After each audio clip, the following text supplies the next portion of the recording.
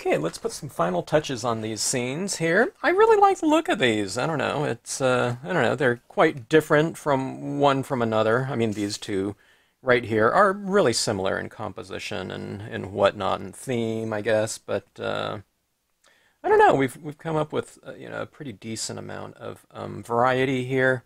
Now this one right here, I mean, I really need to come up with some sort of kind of final look to it. I haven't really decided what, but we'll just make it up right here.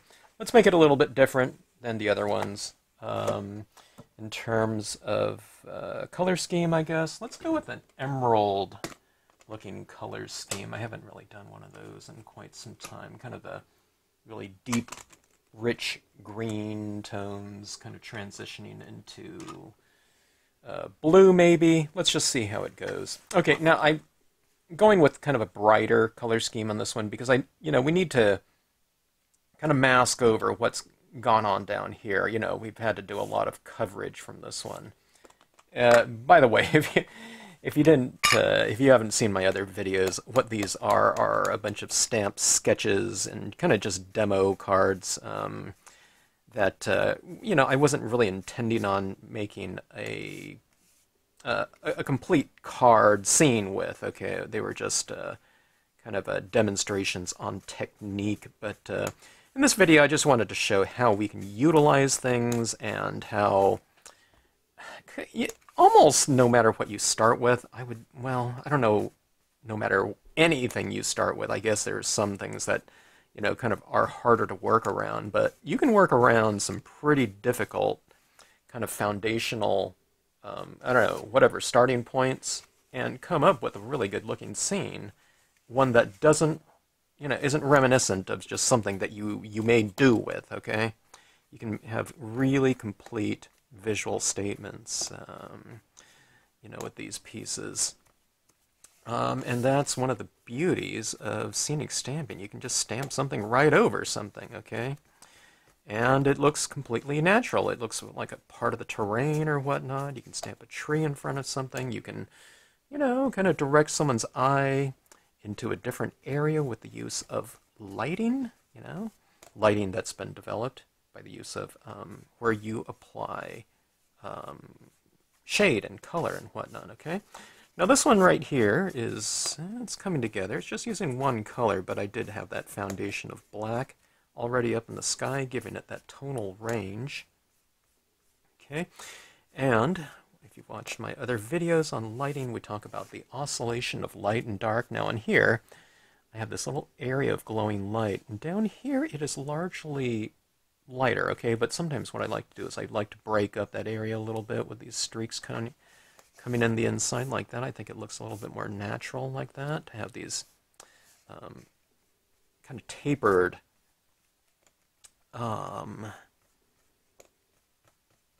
applications of whatever color you're working in. Okay, source of light.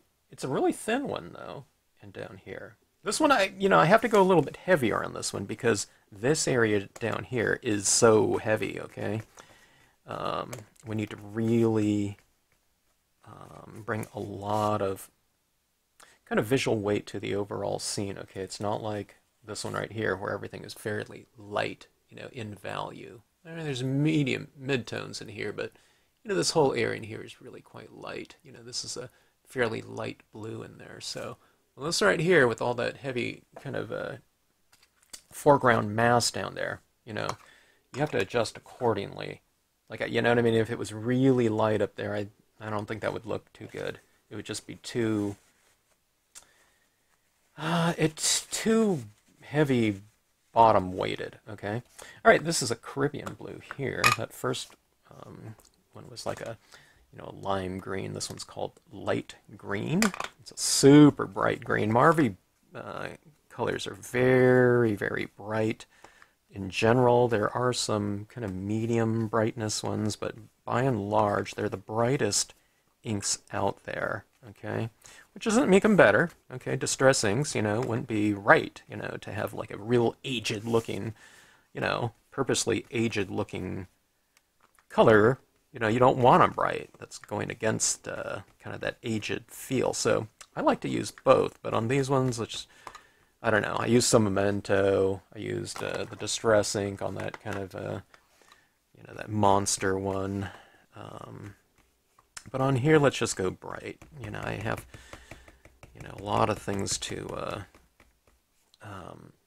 utilize in here to bring the rest of the scene kind of up to the level of the base here. Again, which is very, very visually heavy and bottom weighted, okay? All right, so anyways, you see those tones in there? See that really bright, well, whatever, it's like a warm blue down there. I think that looks really good. Let's go with a little bit more black here now, okay? Alright, so sometimes you can make the top a little bit more heavy. We don't want to go as heavy as down here, but we just want to kind of match it a little bit. So see how I'm getting the corners here? I don't want just a solid line there and black and then green. Okay, I'm kind of, blending it in a little bit, and you blend it in from the outside edge in like that, okay? So you're kind of tapping. Here's the motion right here. You're tapping. And then you're kind of moving in like that, okay? Don't just go tap, tap, tap, okay? It's more like tapping for a while on the outside. And then what happens is as you're doing that, this is getting drier on here, and then you take it into the lighter areas because it's applying less ink, so you're getting a lighter application, a drier application of the color, which, translates to lighter in terms of how it looks. Alright, now we're getting pretty saturated here too, so I'm not getting just a straight black application, okay? The paper, when you start to achieve almost super saturation, okay, the pulp of the paper is really wet, so when you're trying to apply, all that ink isn't transferring over there and being absorbed into the paper and staining it, which is how dye-based inks work. So it's kind of more floating on the surface a little bit, there's little beads of ink that you're building up. So if you want it to get darker, instead of wiping it, which ends up wiping it off if it's kind of wet, because you're applying wet into wet. So if you want to get it darker, you just kind of build it up a little bit like this. You tap it like this, and if you don't like what you see, then you just kind of blend it in, and it'll come right off because you've achieved that wet application. That's why I usually go from light colors to darker colors, because when I get to the darker colors, you don't want some kind of like obtrusive looking application, because if you do, and you've applied those other colors underneath it, not only does it make it nice and bright, but when you get these darker tones, if you don't like it, you just wipe it right off because it's floating. So that's one of those little techniques that I do and have developed over the years to make things, it makes it more foolproof, okay? If I did this on a dry piece of paper, okay, it's absorbed in, right? There's nothing you can do with that, right? But if I do it onto a really wet piece of paper, I don't know if you can see that, but, I can really just blend it out or blend it in, whatever, you know what I mean? I can remove it practically. It's not going to remove, as if you're wiping it off glass or something like that, but you can take it off to some extent, but you're not really doing that. You're just wanting to blend it in, so it's very easy to blend it in like that. So richness and kind of user-friendly, that's a really good combination for any type of crafting type of process. You don't want things to be precarious or, I don't know, super challenging, okay? So what we do is then we employ techniques to remedy that, okay? The biggest thing is if you're going for these super rich tones like this, the biggest things, and it gets dark like this, the biggest things people don't do, they just don't get enough of the lighter tones down, which kind of lubricates and saturates the paper a little bit. What they're looking for is what they're used to coloring, so they color, and when it's achieved kind of a pretty full saturation, they move on to the next color. Now you can do that, but like I said, the paper isn't really so wet, okay?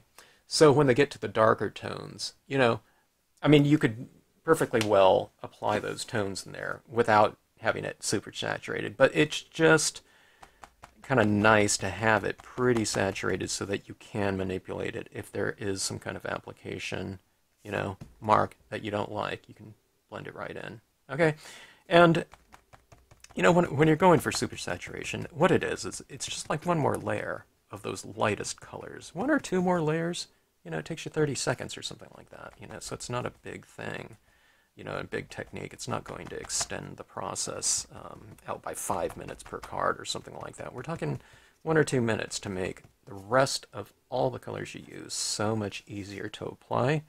And, you know, it's like the absence of anything that could be precarious in terms of additional color applications. Okay, so anyways, that is that. Let's get a tone. Now, do you see how everything's kind of brought together now? See, the visual weight up here, everything's kind of framed off pretty well. Down here, I mean, it doesn't look so kind of heavy and matted. You can just even see some, you know, different forms in there and the shadows and whatnot. Okay, this is the solo canoeist. Applying him. Want to get a good application of ink in there. Go like that. And then we have a complete scene. Remember that whole other lakeside cove was down here before, but we've buried it in additional imagery and color. And, you know, it's a pretty good looking, you know, scene. It's so dark down here that you can even, if you wanted to, you can stamp like a quote stamp, and you can do it on another piece of paper and mat it or something like that and put it down here. But you might even be able to take like a pigment ink. Brilliance will stamp right over the top of that. Some of the colors will show through it because this is more translucent, so it might be better to stamp it on a separate piece of paper and put a quote down here. But this would be a really fantastic place for like a word stamp or something like that. You know, it could be a single word, calm or something, I don't know, whatever, serenity, whatever. Green, you know, emerald waters, or I don't know, whatever you want to do. You can do something like that, and it would be pretty neat. Okay, so let's take a look at these pieces here. And I think in terms of visual statement, they look pretty good as is. But again, I think we can make some of these things more dramatic, okay? In a pretty subtle fashion here. Let's see. I don't want to spend too much time with these, although we could, but I want this video to go kind of fast here, you know, when we're talking about finishing touches here. Okay, I gummed this one up quite a bit here with my, putting some black in there. That's fine. With these ink pads here, it's time here. Just putting, I learned this from my use. I need to use some of my Moonlight Duos again sometime. I forget what they're called. Moonlight Duos, yeah. But I learned this trick. You can get some other colors in these white pads like this, because when you just re-ink them like this, you know, it doesn't really matter. And I put some black into this one from my previous video. I mean, that's not my ideal type of thing, you know, especially for a pad. But see this right here too? You take like an old credit card, or you know, this one's an Amazon gift card that's I've used, but I use this all the time. See this right here? What I'm doing is I'm scraping off. Sometimes when I'm dabbing my cotton balls, some of that cotton ball, you know, cotton applies to my pad here, but you can just scrape it off. Can you? Let's see. Can you see that right there? So this kind of you just do this. I don't do this often. I mean, I probably did this like, I don't know, like 2 or 3 months ago. So it's not like something you have to do all the time. And I'm using this a lot. Okay, but just take it like this, and all that little cotton comes off. I don't know, working on it. Okay, so anyway, and then that re-inker fluid is worked in too. Okay. All right. So, anyways, there you have it. I won't say it's good as new, but it's fine. Okay, so All right. Let me just start off with a new. I don't know. This cotton ball might be a little bit too big. I have a lot of little moons in here in little areas. So let's go with cotton swab, okay? Here's what you want to do. You want to kind of loosen this up a little bit. And go with cotton. Don't go with like acrylic, okay? Those ones just don't work. I don't know. They don't work for me. But here's the cotton. But see how I'm kind of loosening this up a little bit? Don't fray it completely, but, kind of have it a little bit looser. And you don't want to have it so loose that, when I touch right here, I'm touching, the cardboard stick. Okay, so I have that. And then we're going to ink up like so. Okay, now I'm using Brilliance. You can use whatever, any type of pigment ink you have. Okay, we're not making impressions of pigment ink onto this. Yeah, I'm talking about with rubber stamps. On glossy cardstock where it won't dry. We're just applying a real thin layer. Brilliance will dry on anything, but I'm saying you can use your Hero Hues, whatever, Stampin' Up, whatever white pigment ink you have. And because of how we're applying it, what we're using it for, we're just applying it in a very thin layer, so it's not going to be any problem to dry. Okay, so anyways, where I apply this where light meets dark, all right? If I put it out here, it's going to look strange, okay?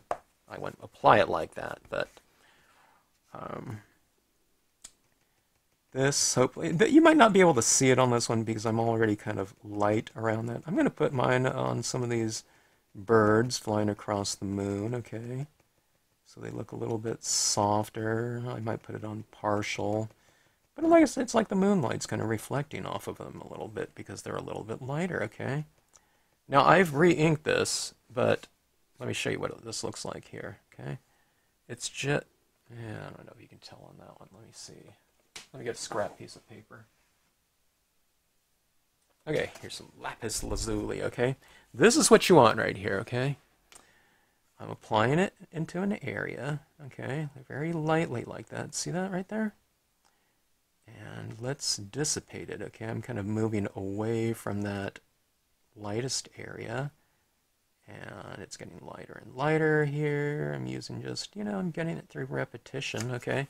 And see how that kind of tapers off like that? Okay, so here's a couple taps like that. That's all I can see right there. People go like this. I can't see anything. And then they go like that and they say, oh my God, it's a hard technique, okay? You just go like this, okay? Imagine you're applying it, on, like I say, onto someone's face, okay? You don't want to hammer, the thing into their face. I usually say a child's face, not like a baby's face or something like that. But, just kind of real lightly, like you're applying some makeup onto them or something of that sort, okay? And that's the touch you want. All right, so anyways, here's my little birds in the clouds. And again, it's really light around that moon, so you can't really see it too much, anything that's really affecting it. Let's do it right down here, where I said where light meets dark, okay? Let's watch this tree right here. Here, I'll do it right side up, which I hardly ever do. Wait, if I do it right here, you can't see me doing that, so let's do it like this. Okay, light meets dark. See, this is a light area back there, so I'm applying it on some of these trees right here, okay? Tree, boughs, whatever, limbs, whatever. Okay, and that's how you get that really kind of soft look to it. It's, you're really extending the textural range of an entire scene by introducing this type of look into the piece. Now, I don't add it over here because what you're saying when you're adding this kind of mist in here is that's moisture in the air being illuminated by the light, okay? In this darkness, there's no light over there, so you wouldn't see illuminated mist, probably. I mean, I could try it, or something like that. It's not like, oh my God, you made a mistake, there's no light over there. If it looks good, go ahead and apply it. I mean, I apply it on lapis lazuli all the time. But on here, it just seems to make sense that it's kind of around those trees. So this is a real crisp tree, and here it is right here. Kind of a softer one because it's being illuminated by that moonlight. So we have the same textural kind of call and response type of thing, it's a visual dialogue saying that this is a soft light source, and here this is reflected light, you know, whatever, it's reflecting back at it or whatever. It's like visual, again, it's visual dialogue, okay? This one right here, it's a very light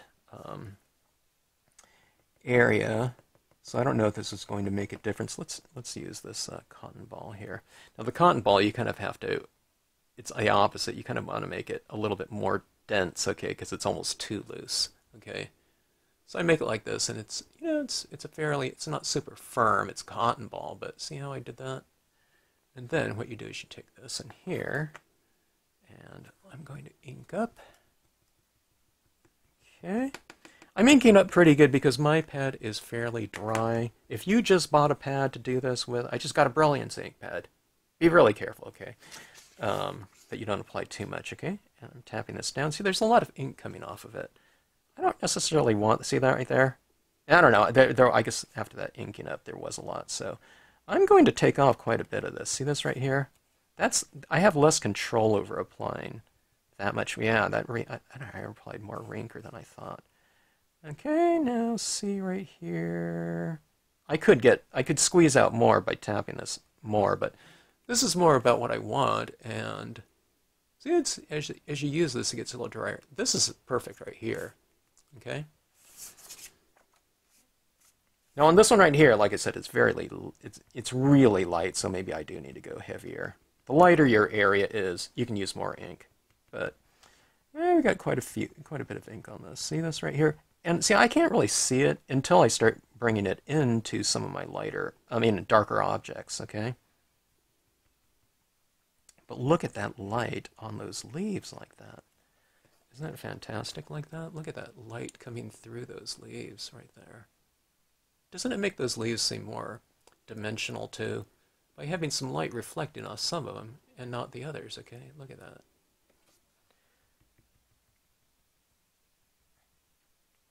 This is an easy technique if you apply an easy application amount, okay? It doesn't make it faster. Faster is not easier, you know, something like that. That would look all blobby up there. If it looks blobby, then you just take a cotton ball and just take it off, you know. It doesn't dry so fast that you can't kind of manipulate it. Okay, now let's put some down here in the water as well. Now this is not a light area down here, and I don't want to lighten up my quote stamp, but I'll show you what we can do here, okay? Take some of it off, and then just lightly apply it like this, okay? You barely see anything happening. It's only through repetition. So get used to doing that. Don't tap down and expect white. What you're expecting is like a 5% value of that white, okay? Because it's very see-through and translucent. Let's look at this side right here. And look, this is not applied over here, okay? So let's put this a little more. I like to oscillate it, so watch what I do here. I'm putting some right there. Putting some over here. And I'm putting some, let's try a little bit over here, okay? So you kind of oscillate it.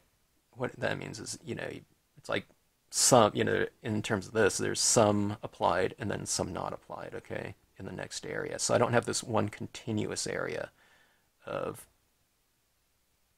mist or fog or whatever. Okay, so see how that looks right there?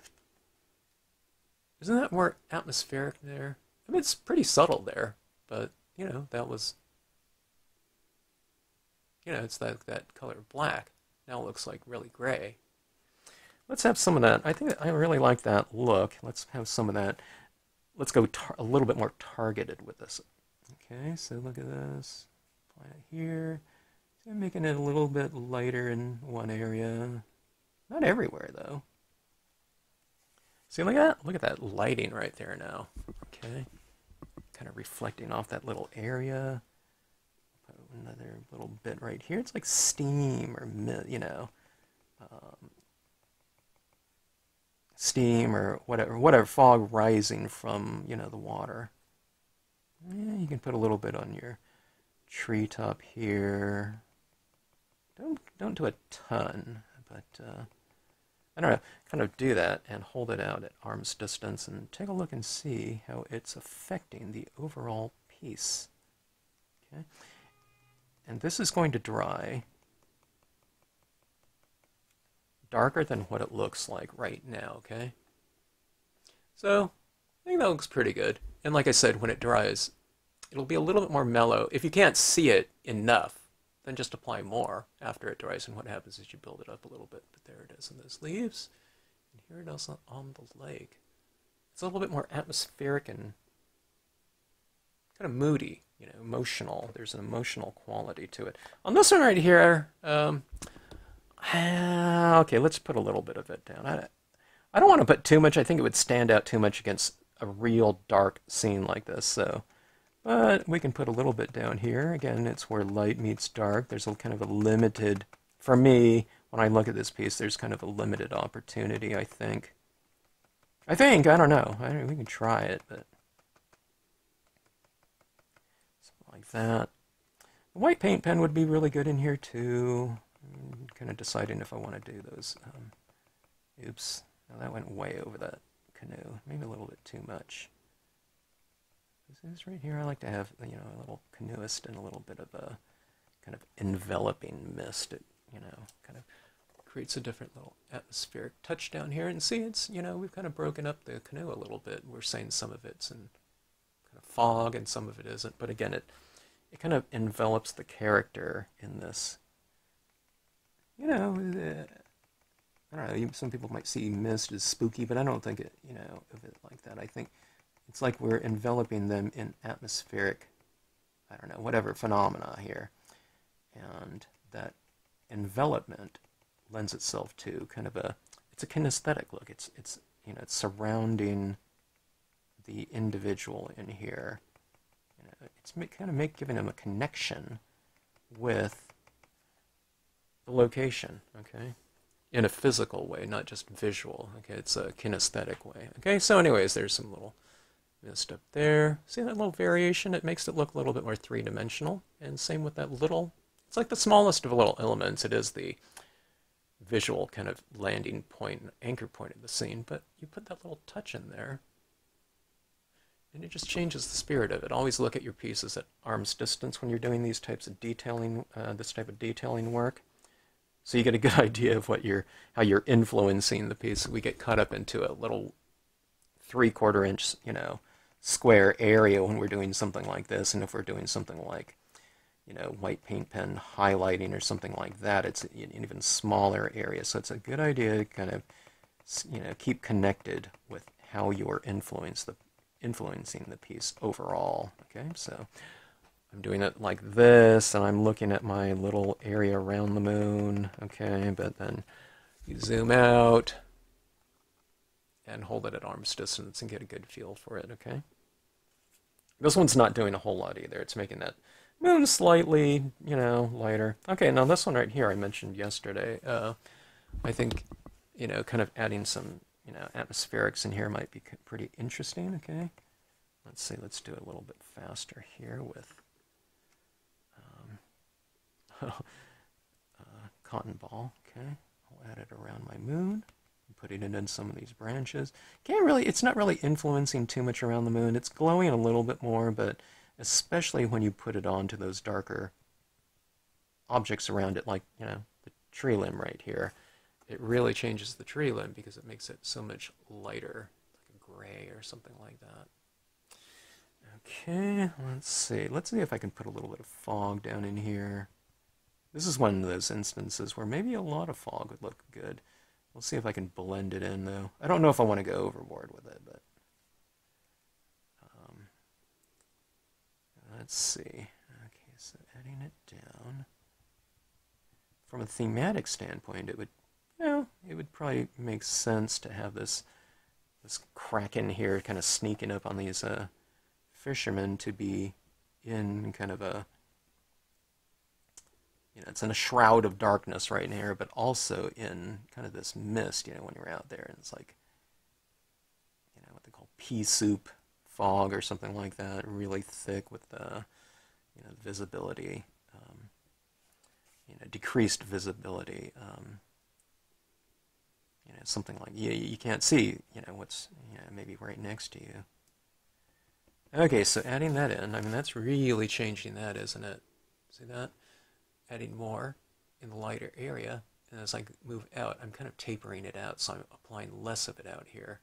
Now, if you start playing around with this, you're not going to have that much control over it. But the thing is, even a fast-drying pigment ink like Brilliance, you just wipe it off, or you wipe off some of it, or you dab some of it off, okay?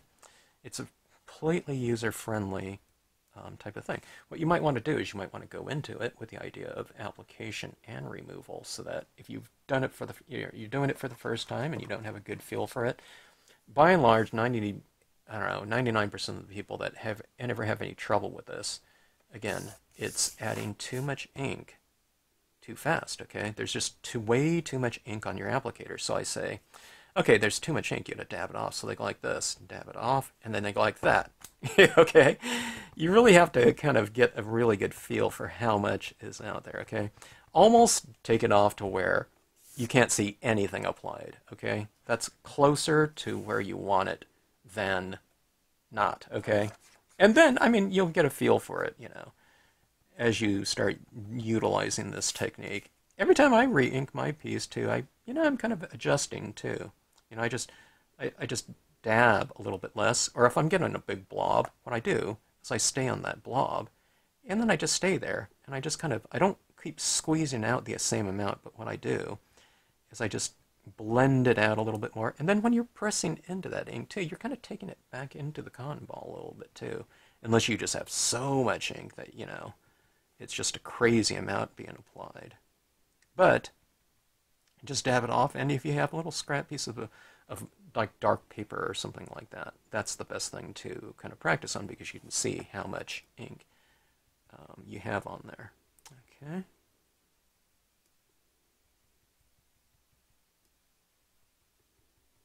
All right, see that right there? Really changing the impression of the octopus. Okay, so see right there, they're kind of in that mist and fog, like that. Let's move that fog up in here a little bit.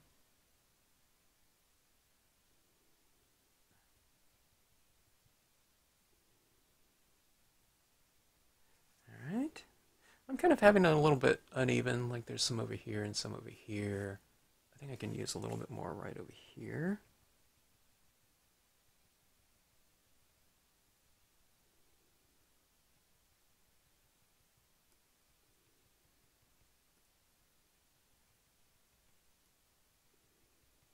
It's kind of pushed the octopus underneath the water, I think, from a visual standpoint too, by having the fog kind of over it. They're a little bit more hidden.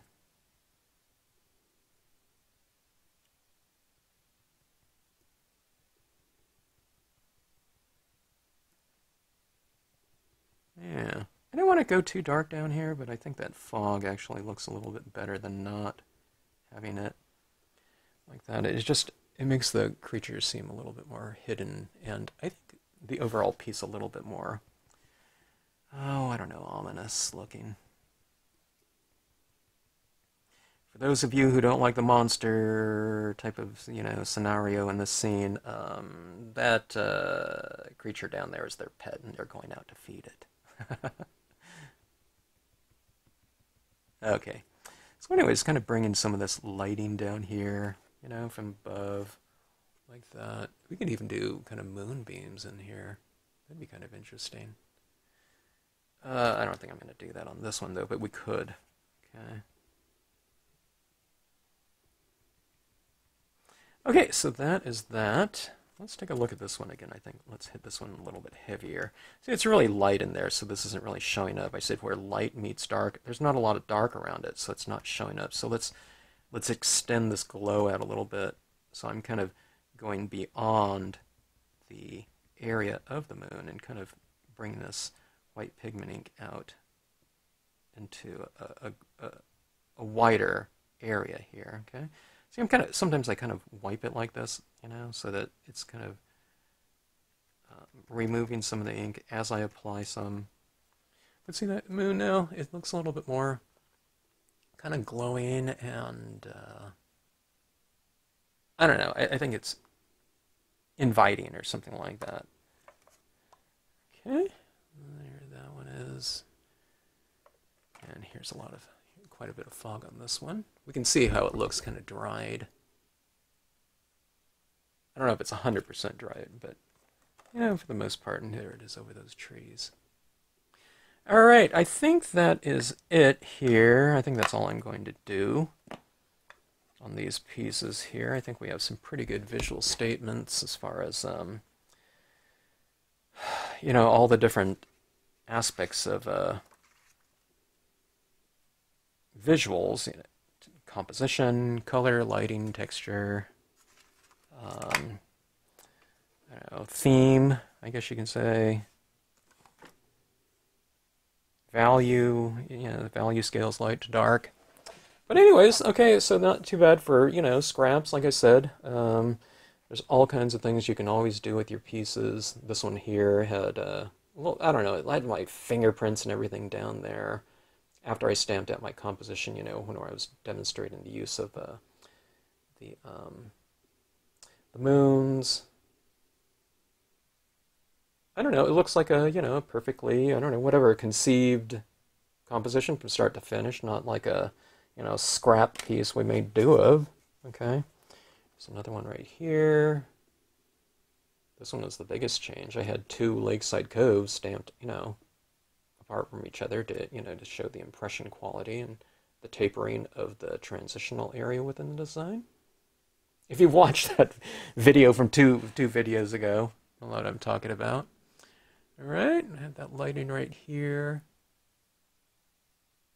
I'm tempted to put some kind of word stamp up there, but I don't know. If I card these up and I'll, maybe I'll finish them off with, some other things, I'll format them and I'll kind of mat them off. I don't know, these pieces look so much better when they're made into a card. But this one right here, too, is a perfect candidate for some kind of, quote stamp or word stamp. Or you can have this on the out. Maybe I'll do it inside of a card or something like that, where, on the outside, it'll have the, quote, and then you open it up like that. Wouldn't that be a great opening for a piece? Or you can have, like, the birds on the outside with a quote stamp or something like that for visual continuity, and then you kind of open it up. I know there's all kinds of possibilities, right? So, okay, anyways. Scrap the scenes, so much fun to do. Don't toss your pieces. Hold on to them, finish them off later, take a look at them, ideas might come to you later. Send them to me and I'll finish them off if you can't think of something to do, or if you've kind of, have some piece that you thought was beyond any type of, repair or improvement or whatever, go ahead and send it on in. If you can't, nothing has come to you, and I'll show you what you can do with something like that. Or if you've dropped a stamp onto a piece on accident. Be a little bit tough if I dropped like a word stamp, because I can't like integrate stuff into it. But you can, I don't know, we'd have to stamp like a bunch of things in front of it, or layer like a ton of, the white pigment ink over the whole thing would be like in this, this mist or something like that. But I don't know, there's usually things that we can do. But